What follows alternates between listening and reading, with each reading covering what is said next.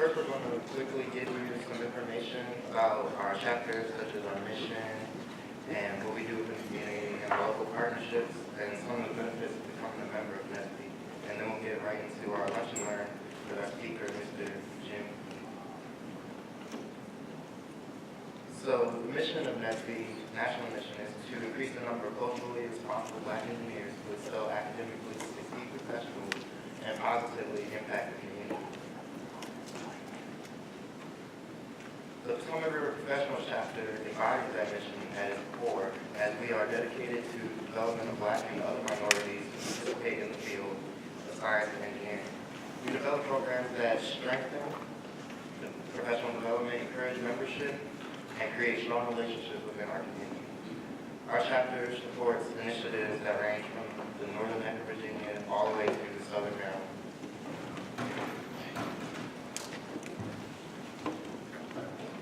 Next we'll go over the people in charge.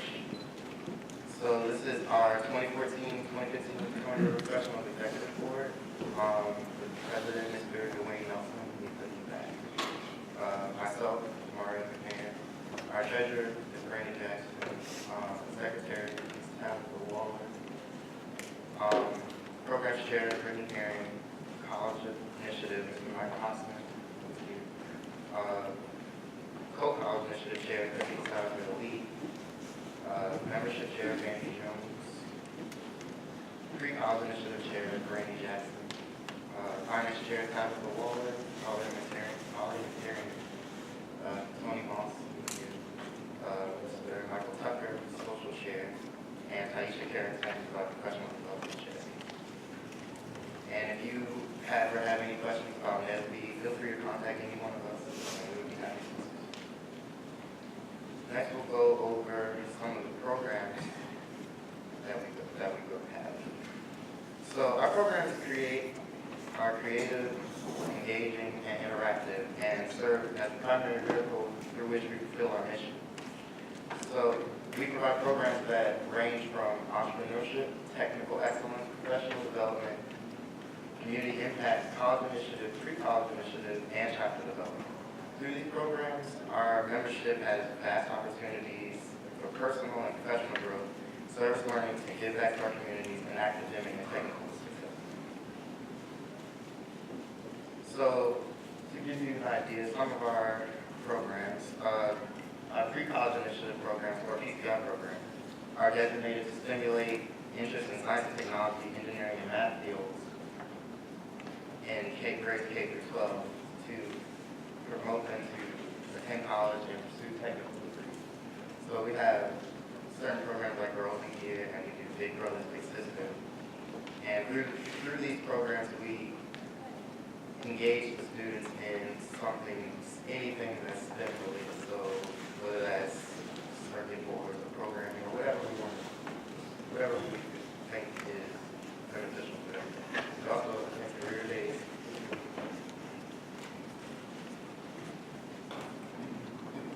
We also have a college initiative program, which is headed by Michael Hoffman. Through this, we have programs that bridge the gap between collegiate and professional membership, through mentoring and several STEM career opportunities and programs. Our chapter has established several college and universities, partnerships with colleges and universities to help encourage young professionals to attain advanced degrees, engineering certifications, entrepreneurship opportunities, and financial independence. We also host campus tours and educational development workshops.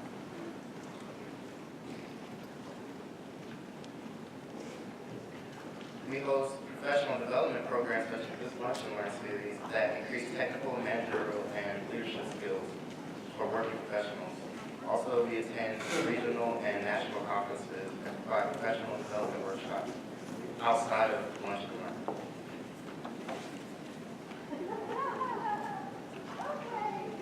We volunteer much of our time to technical outreach community, health, or torch programs that positively impact the community. We adopted a stretch of the Dalton Road leading to a base that we keep clean.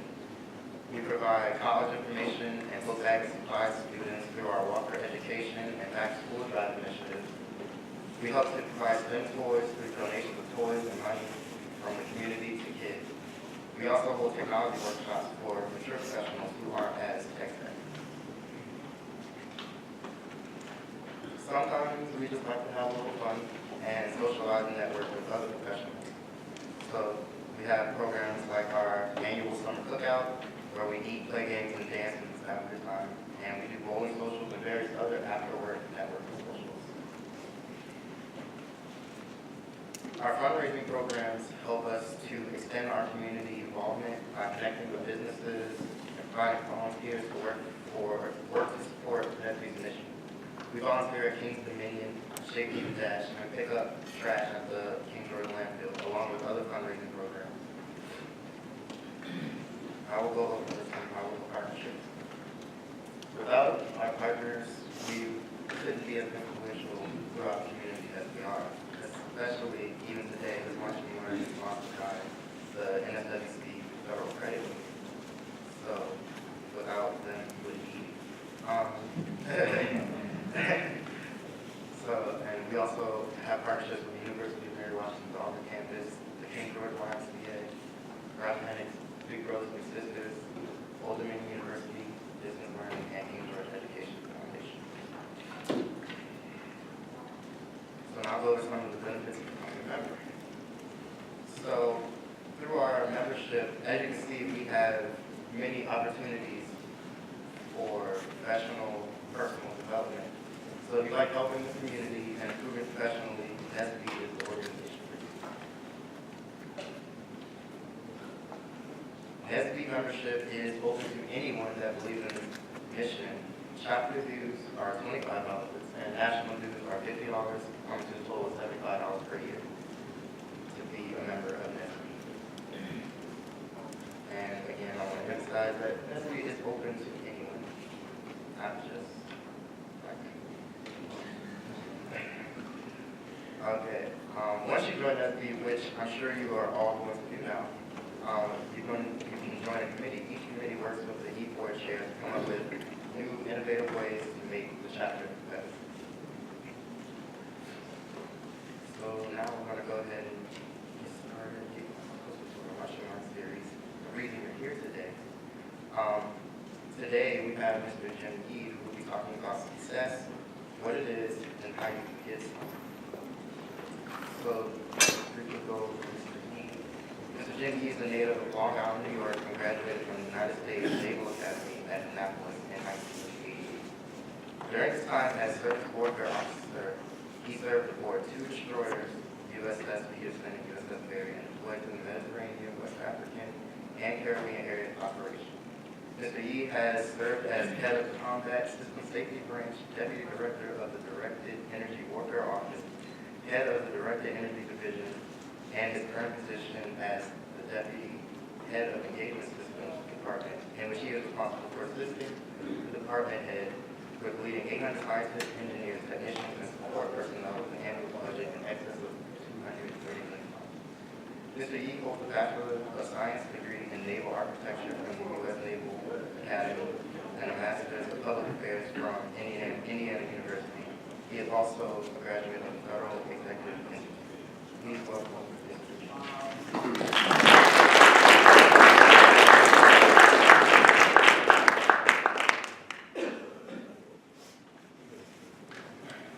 Thank you very much.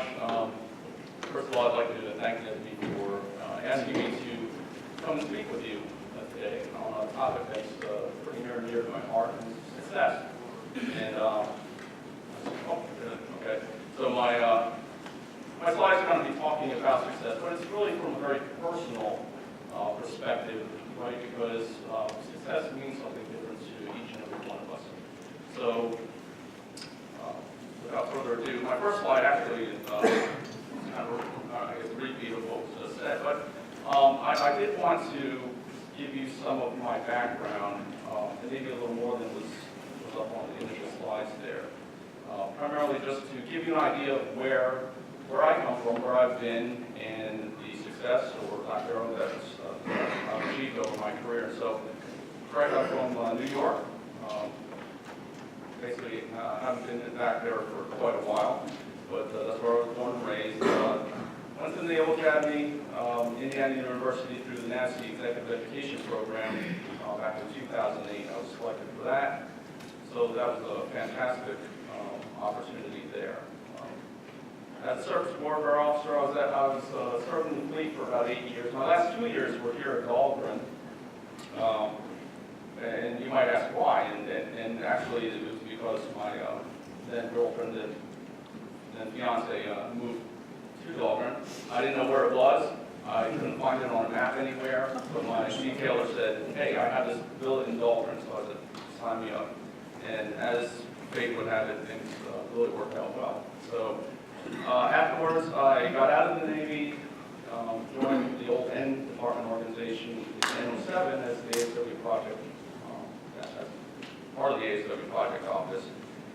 Then I went contracting for 5 years, which was actually a very interesting experience. It really rounded out my personal, professional experience because subsequent to that, you know, I was able to say, hey, you know, I've been on the military side of Dahlgren, I've been on in the federal side of Dahlgren, and I've been on the contracting side of Dahlgren. So that's part of what the fabric of the success that I've had here. Let's see. Then I did my accidental external assignment up in PMS 500, and I say it's accidental primarily because when I was a contractor, I was asked to come back into the government to do this thing called HSI, which I really couldn't spell at the time. And I spent many days and early mornings and late evenings traveling up to and back from the Navy Yard with Dr. Daniel Wallace, who many of you know is our Human Systems Integration Guru here. And he taught me HSI as we were going up and down 301. Let's see, and from there, while I was there, NASCO3, the HSI organization, was stood up, a guy named Greg Maxwell, and he wanted someone to represent Human Systems Integration for the first time on the WESR, which is the Weapons System Explosive Safety Review Board. And talk about fate, I happened to be standing next to the phone when it rang. Daniel Wallace answered it and said, turned to me and said, hey, do you want to be a member of the WESR? I said, sure, what is it? Okay, you know, and as it turns out, it was an incredibly rewarding experience to be the first Human Systems Integration representative to the WESR, and it still exists today. I was a group lead in the Human Performance Lab and ultimately moved over to system safety, primarily because of my experience with the WESR. I really kind of liked that system safety discipline. And so I moved over there and lo and behold became the G72 branch head. After about 4 years of branch heading, I said, okay, you know, maybe it's time for a change. I'd like to maybe go into the active program management side. And I was talking to a friend of mine, and he said, well, there's this thing called the Deviate that's standing up, and they're looking for a deputy. I said, okay, what is it? Directed entry. Okay, I have no experience with this, so therefore I'm going to apply. And lo and behold, I got that job. And about 9 months into that, Q department reorganized Q20 and made it the directed energy division. And at that point, I was saying, you know, I really do miss the leadership and the line management side. So I said, well, okay, I'll try. And I got that. So, and there's a little bit of a story behind that too. And then finally, when Mike Till, who was the G02, the previous G02, got the department head job, I had worked with Mike because he was the G70 division head when I was G72 branch head, and so I decided to apply, and lo and behold, I got that. So here I am today. And we're going to kind of go through that later on, and you'll see why. So when we talk about success, I think it's important to define what success is, right? And what I did is I kind of did a non-scientific scan of various dictionaries and Wikipedia and that kind of stuff just to see what is the general consensus on what constitutes success. And ultimately, it came up with this, which is really no surprise. Shouldn't take anyone by surprise, right? It's impressive achievement, especially the attainment of fame, wealth, or power. Okay. And really, especially in our American society, we normally equate the sports star, the rock star, the successful business person, or climbing the ladder as something, money, as equating to success. Right? I'm not saying that's wrong. It's not necessarily bad, but to me, I think success is much more than that. And so, if you take anything away from this talk today, and I didn't monitor the time either, so if I go over or stop. If you take one thing away, take this, that you need to come up with your own personal definition of success. What does it mean to you? Okay, what are the parameters? What are the objectives? Right? And don't resist being influenced, or I say here, unduly influenced by the expectations of others. Okay? You're not living your life for somebody else. You're living, your life. You're working.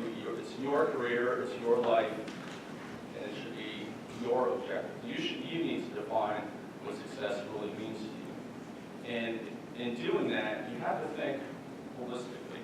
All right. What do I mean by that? One, you have to find out what really motivates you.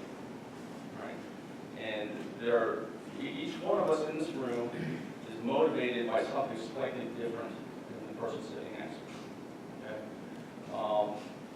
And the importance of motivation is that the key to success to me is passion.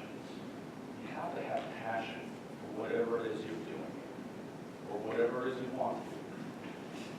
Passion is the fuel that propels you to success. If you lack that passion, when it comes down to adversity, when the times get tough, when things are not going the way you would hope they would, you're more apt to give up, right? When I was at the Naval Academy, there was one thing that we always said was you have to want it, all right?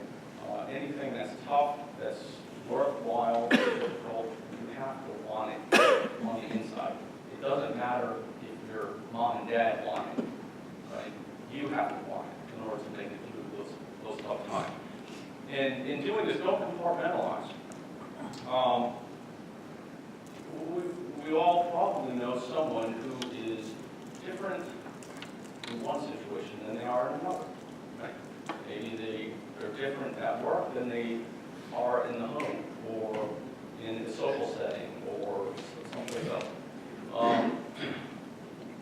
I think it's important to, from a holistic perspective, be yourself wherever you are, and just be yourself all the time.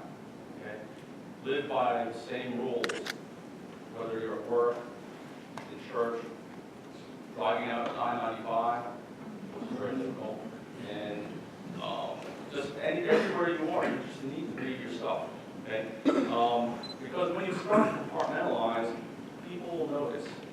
People will see you in different situations, and that will do nothing but undermine your credibility, your professional credibility, and who you are as a person.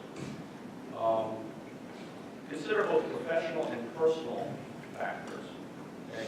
Success should be your definition for personal definition for success should be life success. Okay? Because if you start to compartmentalize or break these things apart, your pursuit of professional success could come at a very large cost on your personal success, or vice versa, right? If you're okay with that, I guess you're okay with that, but I'm not, personally. Okay? So, again, personal definition of success, make it a holistic one. So, as I was preparing for this, I figured, in order for you to understand where I'm coming from, you need to understand my personal perspectives, right, on success and how the things that make me tick. These are, what I'm going to talk about are some of the tenets and character qualities that kind of motivate and drive me in my perspective. So you just need to understand those. First, my opinion, there's no one recipe for success. Just as there's no one definition for success, there's no one way to achieve it. Okay? So, and there are very little right or wrong, other than, obviously, if you're being unethical, if you're breaking the law, you know, that kind of stuff, well, that's wrong. But most of us are not doing that. Hopefully none of us are. But anyways, there are a number of different ways to achieve your success. Those of you that know me know that my faith is strong, right? My faith in God is everything to me. And I put that up there because it's important for you to understand me personally, and because this is what drives me. This is what drives my life. This is what the framework upon which I process, you know, how my decisions, my objectives, and those types of things. For those of you familiar with the Bible, you'll notice that the sub-bullet there is from Romans 8:28, and God causes all things to work together for good. I believe that. Why do I put that up there? Because in order to be successful, you're not going to fail. Right? If you're successful all the time, chances are you're not taking any risks. Chances are you're taking the easy road. You're not stepping out. All right? From my perspective, all things work together for good. Right? And so when I fail, when I fall short, when tragedy hits, I think of that. It says all things. It doesn't say some things. It says all things. So that's what drives me. Another thing is nobody owes me anything. All right, especially in our society, more so now than, in my opinion, than ever before. Is, you know, we're all looking. You know, there seems to be this. Well, somebody owes me something. Well, from my perspective, nobody owes me anything. If I want it, if I need it, I need to work for it. I need to earn it. All right.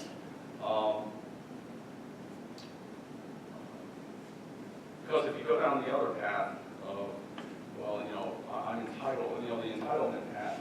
That's a dangerous road to go down because it's fraught with disappointment, and it also will impact your professional reputation, which we're going to talk about later. We're all placed in authority and under authority.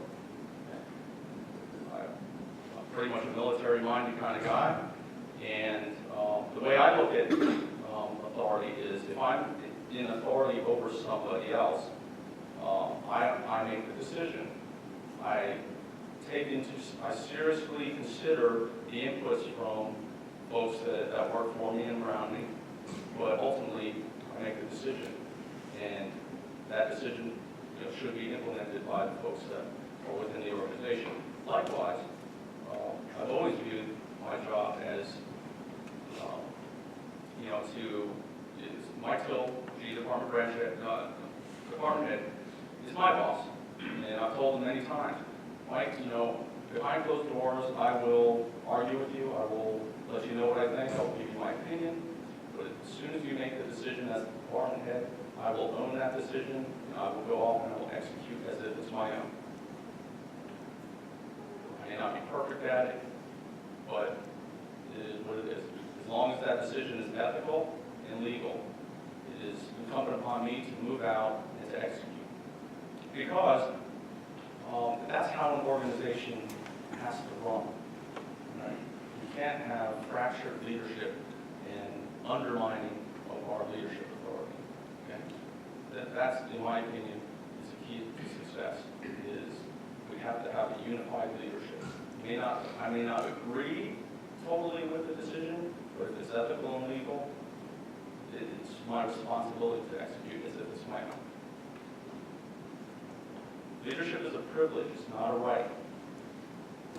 Promotion is a privilege, it's not a right. And that gets down to nobody owes me anything. Okay? Leadership is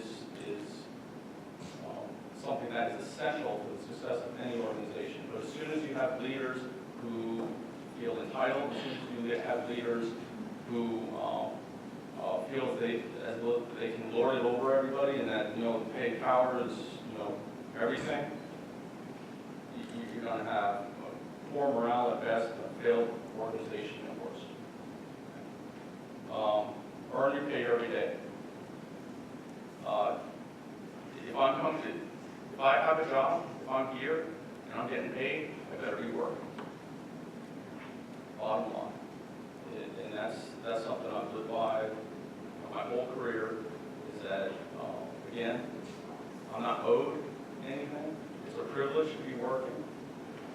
It's a privilege to be within this organization. And quite honestly, having been a contractor and back and now in government again, we've got it good. Hands down, we got good deals here, right? And we ought not to take that for granted. Finally, planning is good, but flexibility is absolutely essential, and I'm going to talk about that on the next one. So, again, getting back down to my resume there, if you will. You need a plan. I'm always an advocate for a plan, because you have to understand kind of where you want to go and how you notionally will get there. But you have to be ready to deviate. Why? Because as we move forward in our careers or in our projects, whatever we're doing, there are so many variables, and we all know this, that are moving and changing and morphing and everything. So if we're so focused on one specific plan and path, I think we're prone to missing the opportunities. Okay? Because there will be opportunities that present themselves later on that weren't there when you initially planned. Okay? So you might want to call it replanning or whatever it is, but you have to be ready to deviate. So for example, in my own life, the plan was to go to Notre Dame. Well, why is that? Well, because my dad was in Notre Dame. Right? Supposed to do that. I actually went to the Naval Academy.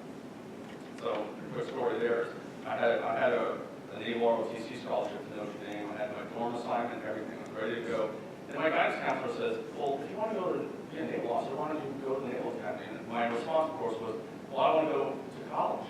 I had no idea what the Naval Academy was, but he gave me some literature. I read about it, and I said, okay, well, now I have to see if I can get in. So one thing led to another. There I was. I was going to be an electrical engineer. My whole life was, hey, I'm going to be an electrical engineer. Why? Because my dad was. Right? Of course. Well, I got to the Naval Academy and took some electrical engineering courses. Quickly realized I had a hard time envisioning those magnetic fields and electrons going through pipes and all that stuff. And I said, well, what is my passion? Well, my passion was ships. Ship design. So I became a naval architect. Ended up getting the senior design project to work with that. I was going to be a defense contractor.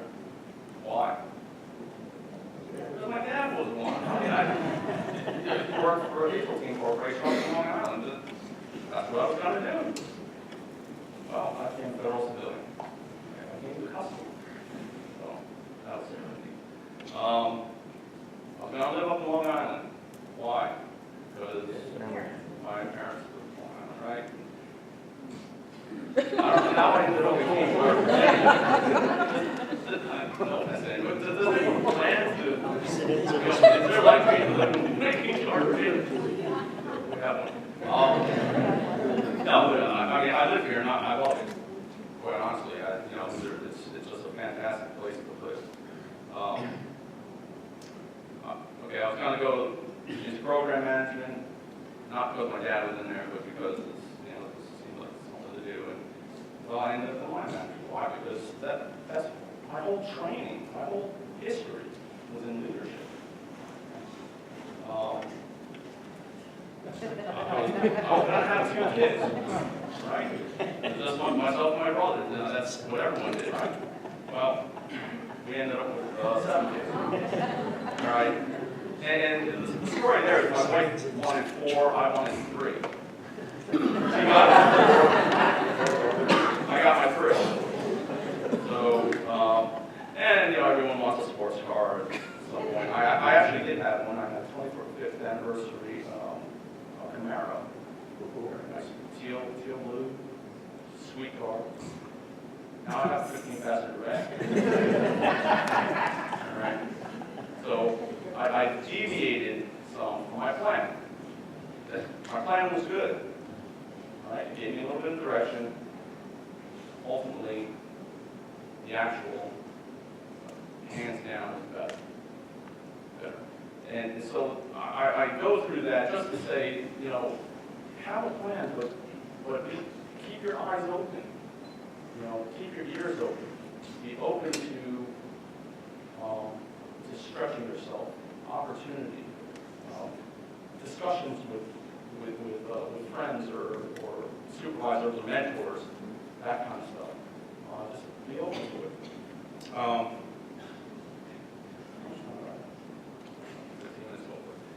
All right, let's talk about professional reputation. And, you know, given my holistic perspective, I almost wanted to stretch out professional and say cultivate a reputation. All right. Why? Because it's your most valuable asset. It will make or break you.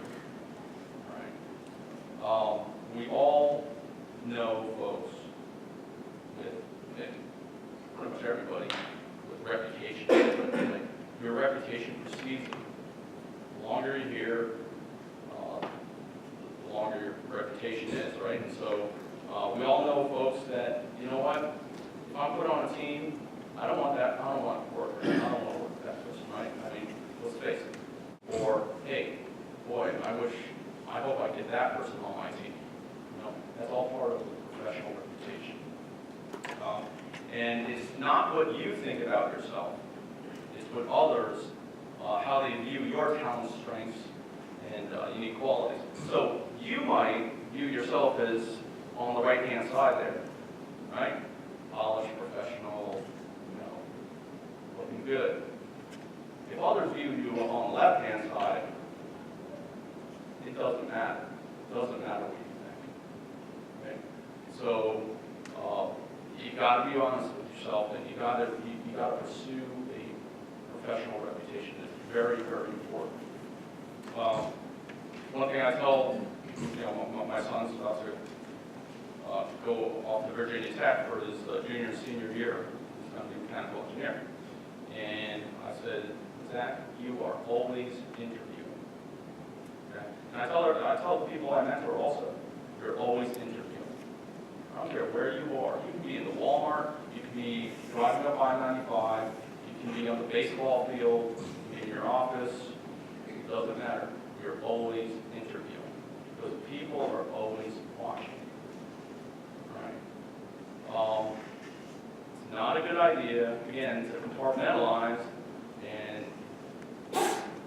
you're a really nasty person on the baseball field, but then you're, you know, pressing the flesh and all happy glad in the office. Because guess what? Your coworkers are there too. Right? And then one or two of them might be making the decision for your next career. Right?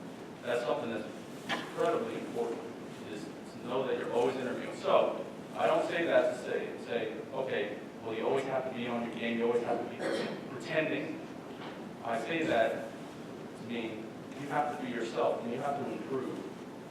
I mean, if you're given to anger on the baseball field, change that. Okay? Work on it. Do something about it so that you are who you are everywhere you go. We're not always perfect. I'm not standing here up here saying I'm perfect. Don't get me wrong. Actively try to find out how other people view you. Well, be humble. You know, don't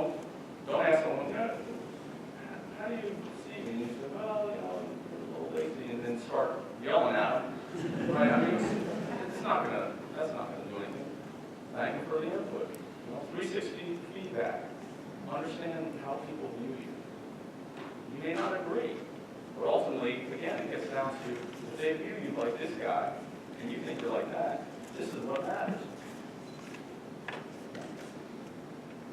Communication. And 30 minutes isn't really a whole lot of time to talk on this topic, on the topic of success, but I'm hitting the high points. So communication, all forms, okay, not just written, oral, visual, body language. I mean, when you're talking to somebody, you have a tendency to squirrel, or like this, and they're talking to you. That doesn't make people feel good, right? That's a part of communication. So if you know, or if you have some feedback that that's the way you are, work on it. One, be humble and accept the feedback, but two, work on it. Communication, I'll tell you, is on the critical path to success. All right. But for some reason, maybe it's just the science and engineering environment is one of the most neglected aspects, in my opinion, that I've seen. Whether it be in the written word, again, oral, visual, body language, briefing, what you name it. It's something that folks tend to just how many of you heard the PowerPoint engineering or view-graph engineering? It's said in kind of a disparaging way. When I was here as a lieutenant, I was thinking, you know what? Some folks will just totally neglect that, and then they'll put together a brief that's very incoherent. It's confusing. The font is like 5-point font, and you can't read it, or it's too much. That kind of stuff. And it occurred to me, you could have the best idea in the world. I mean, it's just rotten. It's fantastic. But if in the end game you can't communicate it to the potential sponsor, what does it matter?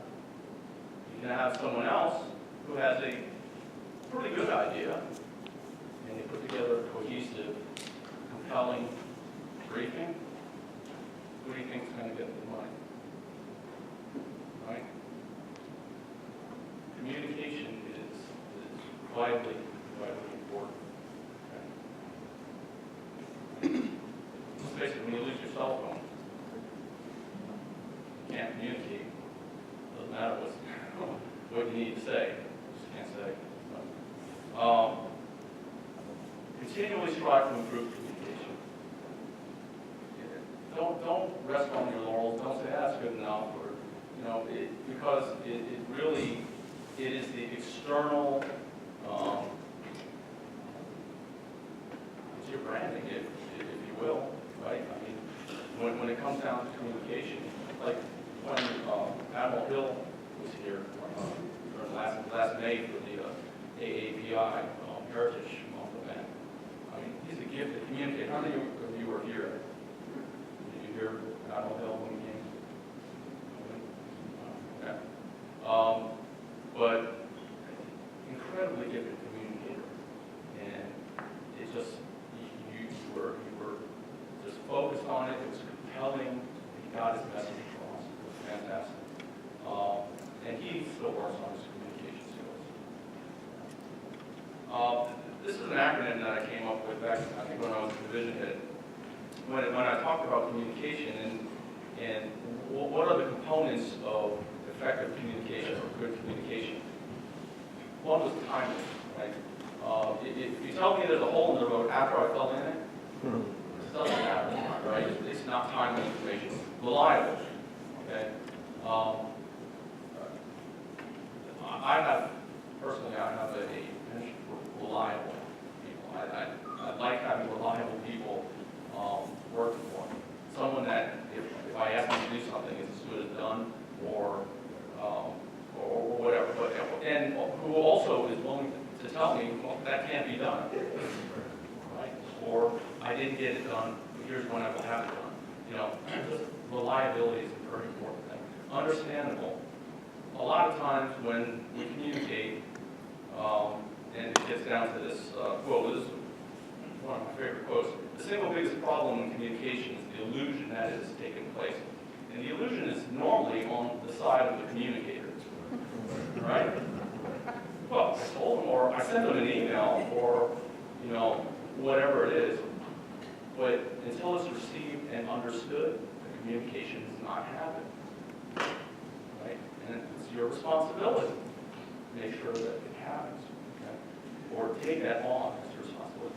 And then efficient, you know, as few words as possible is the most effective method, you know, that kind of stuff. So, bottom line, communication. Self-awareness. This is an incredibly important aspect of success in anything. One is, the heart is deceitful above all things.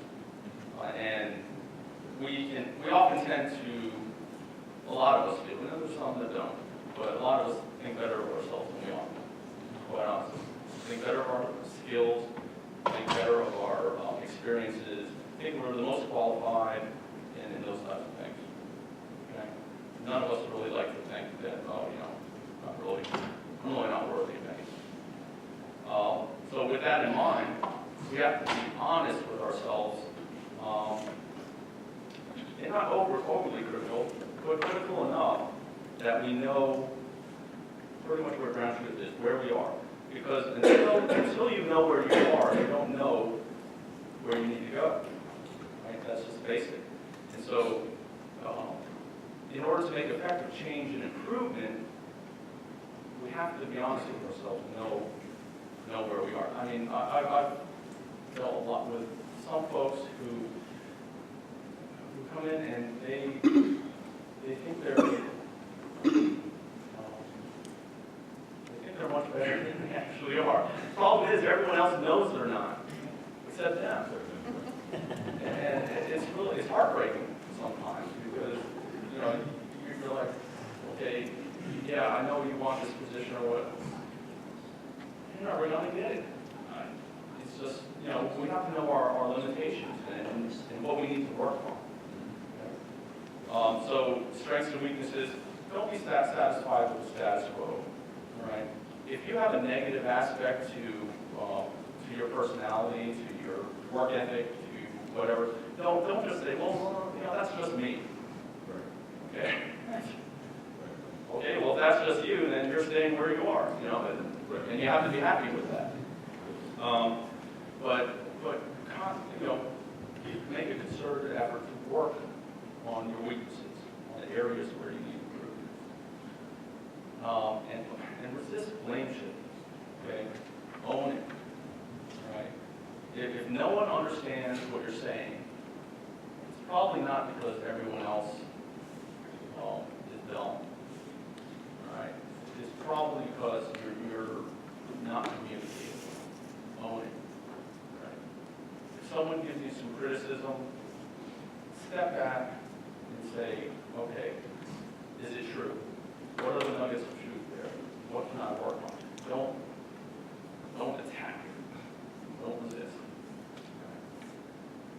Finally, and this is my last slide, I think, is facing difficulties. You know,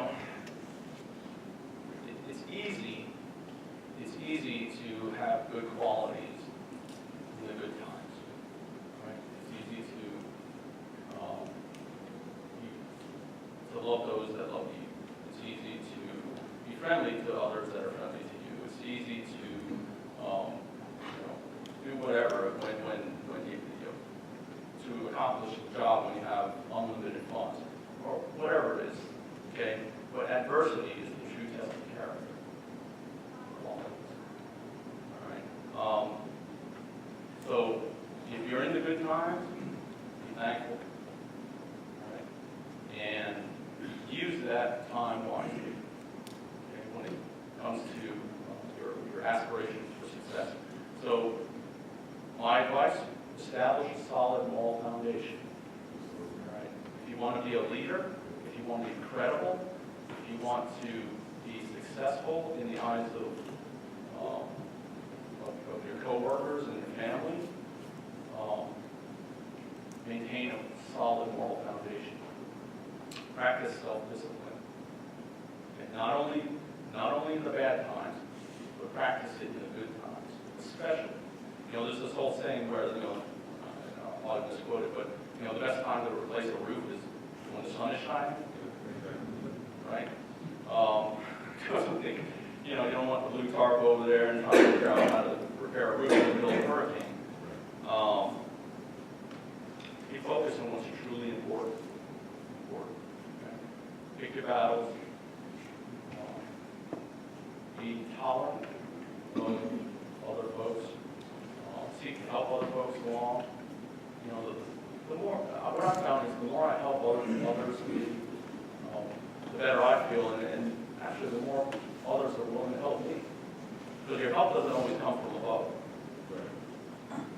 In fact, in my own success, if you want to call it that, it was always because of the people working for me. That's what the true success came.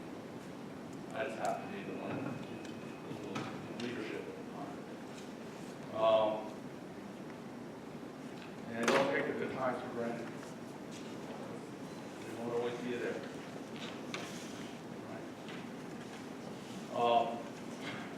And when it does come down to adversity, look for the lessons and the good in adversity. Don't always try to avoid it. Don't try to skirt around it. When you have to, go through it. Go through it. But maintain your solid moral foundation. Maintain your self-discipline. But learn from it. Because, the little saying down there is adversity can make you feel stronger. But it can also make us a whole lot weaker. If we face adversity and we just crumble, or we try to avoid it, or we try to push it off on somebody else, that will make us weaker. So that's really my view for understanding success, whatever that may mean to you. And I'd like to thank NSBE for allowing me to share my perspectives, and I think it's a great organization. Thank you very much.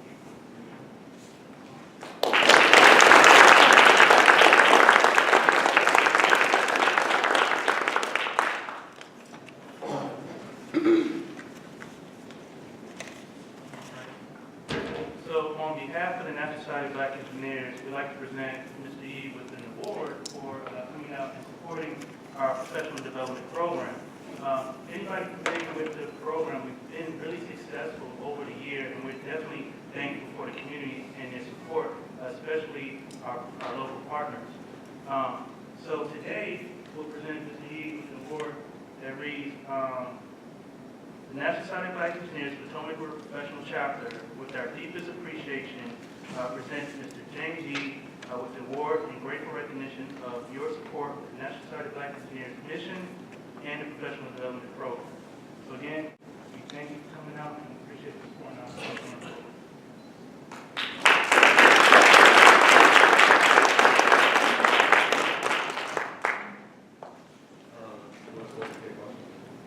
Does anybody have any questions? After this, we'll go into maybe a 10-minute spill on our upcoming events and what we do in the community, what we've done in the community, and some of the events we should attend next month, later on this month. It'll only take about 10 minutes. And we also have a survey that's in front of you. If you could just take at least 1 minute and drop it off at the chair once you leave, we'll definitely appreciate it so that way we can always improve our next month program.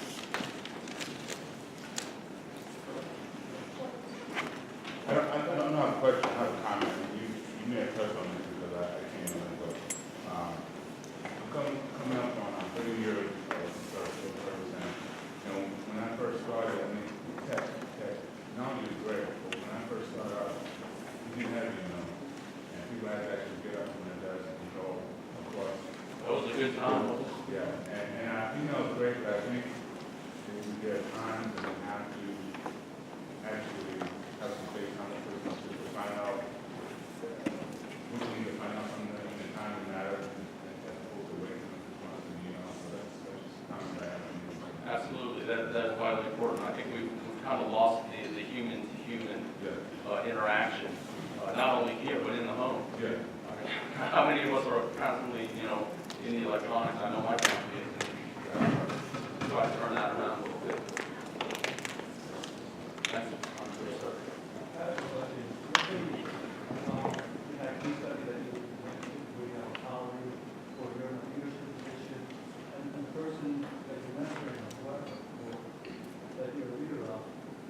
Has a really inflated opinion of themselves. What is your role in that? I mean, do you help them? Do you tell them? Yeah. Okay. So the question was, if you're in a mentoring situation with someone who, Or even if it's or a leadership position, right? With someone who has kind of this inflated view of themselves, what do you do? Well, what I'd like to do is to gently let them know, right? And there's many ways you can do that, but ultimately, hopefully you can get them in more of a mentoring situation. Or if you're a supervisor, when it comes down to demo time or bars time or whatever, you got to be honest. You got to be honest with them, because that's a prime opportunity to let people know how they're doing. And sometimes, many of us don't like conflict, and we see doing something like that as conflict, but it's really not. Ultimately, you're trying to help somebody.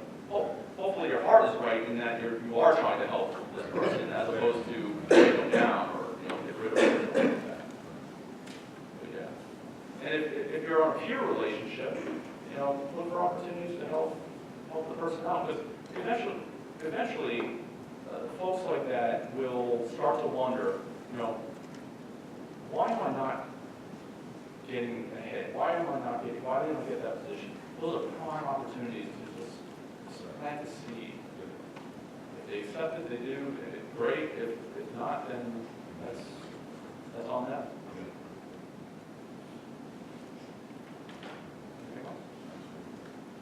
Thank you.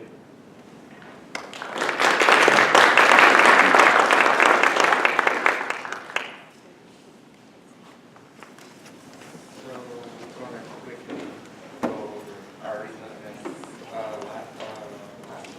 Last month we had a collegiate leadership program at State University where one of our members, Dr. Michael Hamilton, spoke on how your engineering education makes a difference in naval applications and beyond.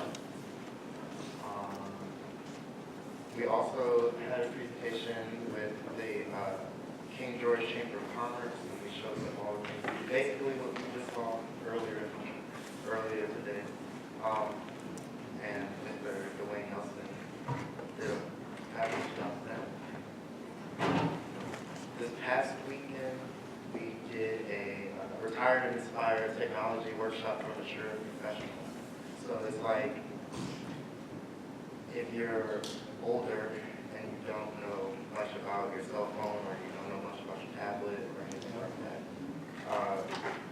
or your computer, we had some of our members go out to the church, Shiloh Baptist Church, and there we would help you figure out, whatever you need to figure out. Things that you work with your devices better. And we were called the NSBE Tech Squad. Okay. We're also happy to announce that Miss Applin Award is the winner of our Just Get One campaign. She won a $100 Visa gift card for recruiting a new member in January. So please join us in congratulations.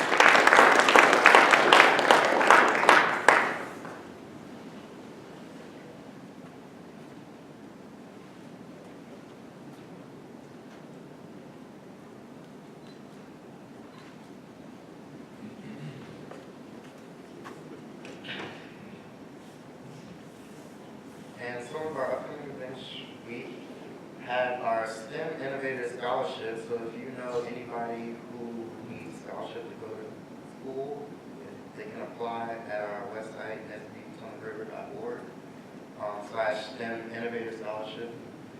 Deadline is April 30th, so it goes in. It's $1,000.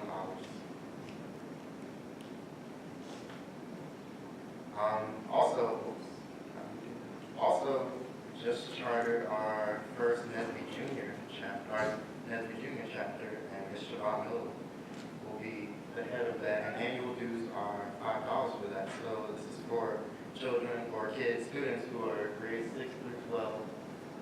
And NSBE Junior provides activities to help students discover firsthand how engineering and technology relate to the world around them and discover the excitement of academic excellence. So if you want to get involved with that, please contact Mr. Miller or any of the e-boards.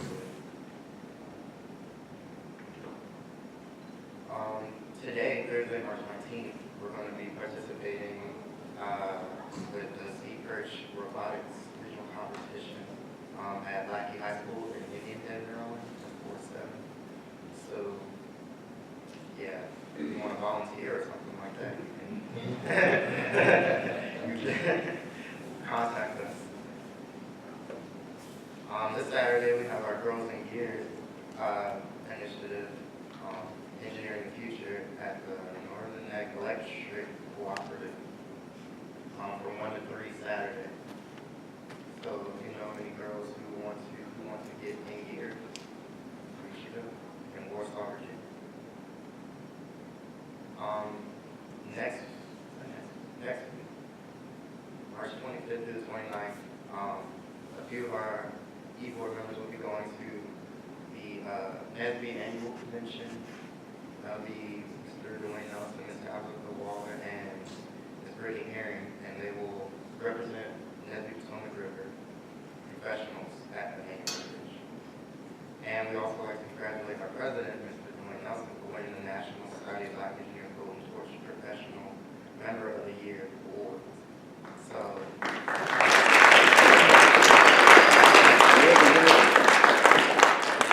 he's the best member in all of NSBE nationally. So, there is a career day at King George High School, April 3rd. We're going to be participating in. There's also a campus tour Friday, April 10th. If you want to sign up for that, contact either Michael Hobson or Mr. Wayne Nelson. Saturday, April 11th, we're going to do pick or pay 15 trash at the King George landfill again. And we also have a networking luncheon at Poncho Villa, April 17th, Friday, from 12 to 1. If you just want to come out and socialize, come on through to that. That's April 17th. Next month, our lunch and learn will feature Captain Durant, and his topic will be on critical thinking and decision making under pressure. So that's Thursday, April 23rd. You might want to make your way to that. From noon to 1. You can RSVP at our website, nsbpotomacriver.org. We have our STEM Club event at King George Middle School Friday, April 24th, 2015, from 1 to 2:30. We're looking for volunteers if you want to help with kids, providing activities to help support them, help them discover firsthand how engineering and technology relate to the world around them. And our big thing that we're doing is our Stimulate Your Body 5K run, walk, April 25th, 2015. And there's only 13 days left, so go ahead and sign up for that. So if we would really like you to go to our website, www.stimulateyourbody.com. You can register there. We also got registration forms in the back, I think. Yeah. And for kids, it's just from now until March 31st. For kids, it's just $10, and for adults and 15 and older, it's $35.